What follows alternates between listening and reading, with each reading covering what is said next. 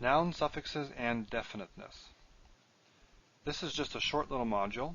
There's actually nothing new here that we haven't dealt with before. The reason I'm including it is because Ross deals with this subject at this point in his book. And a recap is not a bad thing anyway.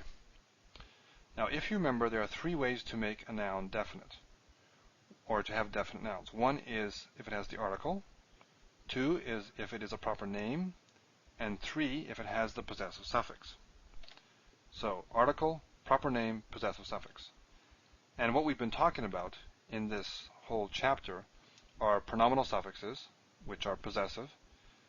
And so, what are the consequences of that? Well, there are two consequences, or two that we can mention.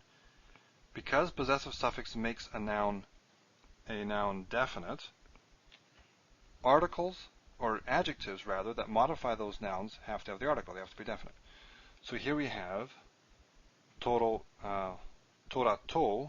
hagedola.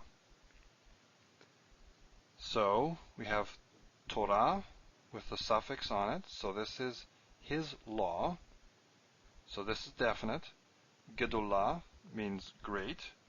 And this is an adjective in attributive position with this. So it has to agree in gender, feminine, number, they're both singular, and definite status. Attributive adjectives have to agree with the nouns they modify in gender, number, and definite status.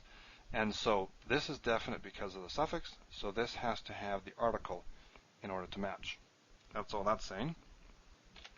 The second point here is that if a direct object is a noun that has the possessive suffix or a pronominal suffix, then it is definite, and it may well have the definite direct object marker, or the sign of the accusative. So here we have a sentence, karat.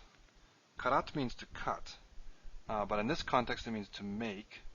Brit is treaty, his treaty, so it's possessive suffix. You cut a treaty, or you make a treaty. So he cut his treaty, or he made his treaty. And this is definite. It's a definite treaty. We know which one. It's his treaty.